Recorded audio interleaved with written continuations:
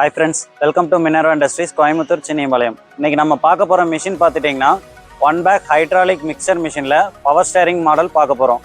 Power steering மாடலுக்கும் normal மாடலுக்கும் என்ன different அப்படின்னா, normal model பொறுத்த வரைக்கும் இங்கே ஒரு ஹேண்டில் இருக்கும். நீங்கள் full and full drum rotation எல்லாமே கையில் தான் ஆப்ரேட் பண்ணுற மாதிரி இருக்கும்.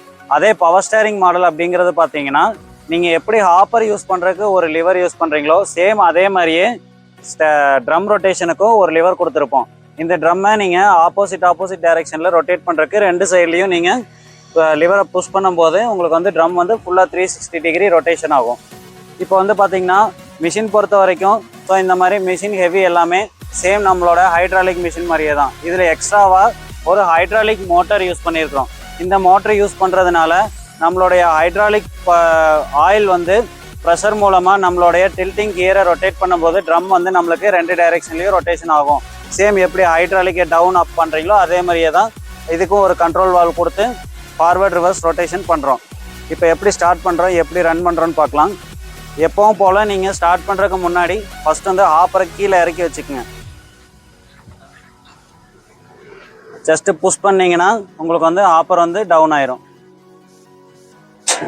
ஹாப்பர் டவுன் பண்ணும்போது எப்போவுமே கீழே ஒரு டயர் போட்டிங்கன்னா உங்களுக்கு வந்து ஹாப்பர் எந்த டேமேஜும் ஆகாமல் இருக்கும். நெக்ஸ்ட்டு ஸ்டார்டிங் ப்ரொசீஜர் பொறுத்த வரைக்கும் நம்ம சேம் எப்பவும் ஸ்டார்ட் பண்ணுற மாதிரி இன்ஜின் எல்லாத்தையும் ஸ்டார்ட் பண்ணுற மாதிரியே லிவர் போட்டு நம்ம ஸ்டார்ட் பண்ண வேண்டியதுதான்.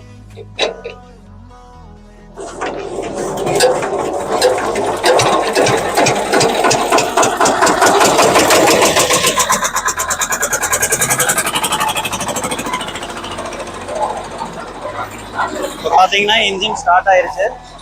இன்ஜின் ஸ்டார்ட் ஆனதுக்கப்புறம் நம்மளுக்கு ட்ரம் வந்து ஜஸ்ட்டு பாருங்கள், நான் ஒரு லிவரை ப்ரெஸ் பண்ணுறேன். அந்த லிவர் ப்ரெஸ் பண்ணும்போது உங்களுக்கு வந்து ட்ரம் ரொட்டேஷன் ஈஸியாக இருக்கும்.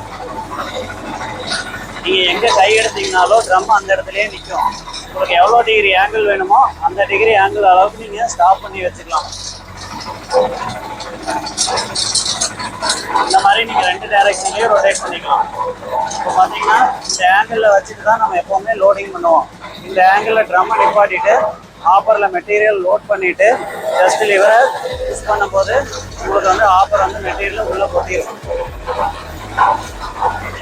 இது உள்ளே கொட்டினதுக்கப்புறமா நீங்கள் எகெயின் ஃபுல்லாக மெட்டீரியல் அங்கே மிக்சிங் ஆகிட்டு நீங்கள் எகெயின் க்ரவுண்ட் பண்ணிவிட்டு இந்த ஆப்பரில் நீங்கள் அடுத்த லோடுக்கான மெட்டீரியலை ஃபில் பண்ணி வச்சுக்கலாம்.